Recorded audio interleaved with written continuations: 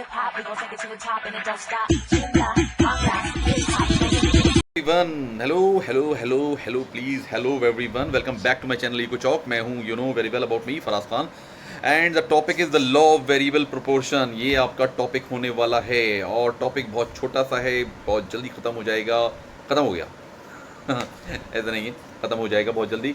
और टॉपिक कह रहा है कि explain how output changes when in one input is varied while other input remains the same. Other input में fix को कह दिया।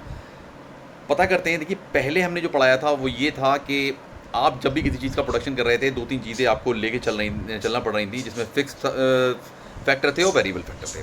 फिक्स फैक्टर में आपकी लैंड बिल्डिंग वगैरह आ रही थी और वेरिएबल में आप लोग लेबर को इंक्लूड कर रहे थे, रॉ मटेरियल को इंक्लूड कर रहे थे और भी बहुत सारी छोटी मोटी चीज़ों को इंक्लूड कर रहे थे। ओके, तो फर्स्ट थिंग यहाँ वेरिएबल प्रोपोर्शन कह रहा है कि वेरिएबल में चेंजेस के कारण, वेरिएबल में जो चेंजेस होंगे उनके कारण अगर आपका आउटपुट बढ़ता है, ठीक है, अदर फैक्टर यानी कि फिक्स फैक्टर सेम रहते हैं, तो वो आपका लॉ ऑफ वेरिएबल प्रोपोर्शन कहलाएगा।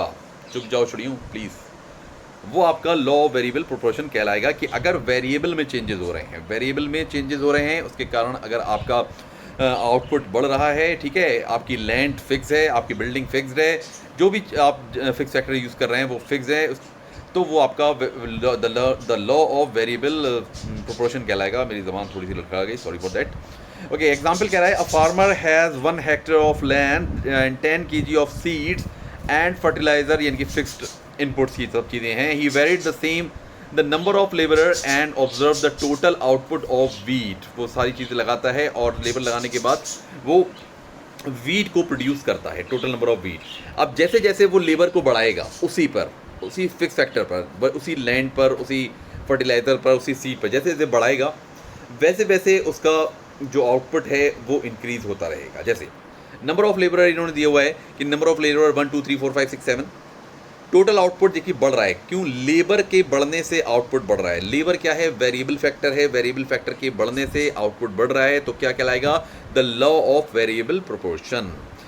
80 150 210 260 290 300 290, ये आपका टोटल आउटपुट बढ़ रहा है। मार्जिनल आउटपुट बढ़ रहा है लेकिन डिक्रीजिंग रेट में घटता हुआ चला जा रहा है।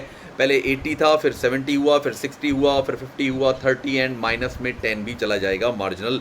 क्योंकि जब सिंपल सी कहानी है, एक ही लैंड पर अगर हम वेरिएबल को बढ़ाते रहेंगे, लेबर को बढ़ाते रहेंगे, तो थोड़ा टाइम तो अच्छा लगेगा कि हाँ भाई प्रोडक्शन ज़्यादा हो रहा है, और वेरिएबल बढ़ाते चले जाएंगे तो फिर उसके बाद वो डिक्लाइन होना स्टार्ट हो जाएगा। अगर ऐसा होता कि एक ही लैंड पर ज़्यादा लेबर लगाने से ज़्यादा प्रोडक्शन होगा, तो फिर भाई एक ही लैंड काफ़ी थी, बहुत सारी ज़मीनें ख़रीदने की लोगों को ज़रूरत नहीं पड़ती, एक ही लैंड पर सारी लेबर को वो इंक्लूड कर देते एंड ज़्यादा से ज़्यादा प्रोडक्शन हो जाता। Clear is that? ये वही बता रहा है। एक्शन देखिए, स्टेज 3 स्टेजें हैं। स्टेज 1 इंक्रीजिंग हो रहा है, स्टेज 2 थोड़ा सा कांस्टेंट हो रहा है और स्टेज 3 में निगेटिविटी आती चली जा रही है। ये है लॉ ऑफ एक्शन। देखिए स्टेज 1 क्या कह रहा है? 1 और 2 labour output increase at increasing rate. 1 and 2 labour जहाँ लगी है तो वो आउटपुट इंक्रीज हो रहा है और इंक्रीजिंग रेट पर हो रहा है। पहले 80 था, फिर 70 हुआ, दोनों में इंक्रीज हुआ बहुत ज़्यादा और इंक्रीजिंग रेट पे हुआ। उसके बाद क्या कह रहा है? 2 से 6 तक, 2 3 4 5 6 तक वो डिक्रीजिंग, यानी कि output increasing but decreasing rate. Increase तो हुआ लेकिन वो बात नहीं आई जो पहले में थी, पहले और दूसरे में जो थी वो बात नहीं आई, उसमें कम होता चला गया, यानी कि 70 60 50 एंड 30 के आसपास आ गया। थर्ड में क्या हुआ? कह रहा है 6 labour total output start decreasing. 6 जहाँ आया तो वो फिर डिक्रीज होना स्टार्ट हो गया एंड आखिर में वो निगेटिव में जाना, रिड्यूस होना स्टार्ट हो गया। यही कहलाता है the law of marginal proportion. यानी कि आप जितने लोग लगाते हैं एक ही लैंड पर या एक ही बिल्डिंग पर वर्क करने के लिए, तो शुरू में तो आपको अच्छा रिजल्ट मिलता है, और जब ज़्यादा लगाते हैं उसी लैंड पर तो थोड़ा सा कांस्टेंट होता चला जाता है, लेकिन वो पहली वाली बात नहीं आती, और ऐड कर लेते हैं तो वो माइनस में भी चला जाता है। जो मैंने अभी बीच में बात कही वो बिल्कुल ध्यान रखिएगा कि अगर एक ही लैंड पर अगर ज़्यादा से ज़्यादा मज़दूर काम करने लगेंगे तो शुरू में तो ठीक है, 2-3 तक तो ठीक रहेगा, उसके बाद 4-5 तक थोड़ा सा कांस्टेंट या डिक्रीजिंग रेट पे होगा, और ज़्यादा 8 7 8 9 10 में 7 8 9 10 अगर लेबर हो जाएंगी एक ही लैंड पर तो वो डिक्रीजिंग रेट में स्टार्ट होना हो जाएगा।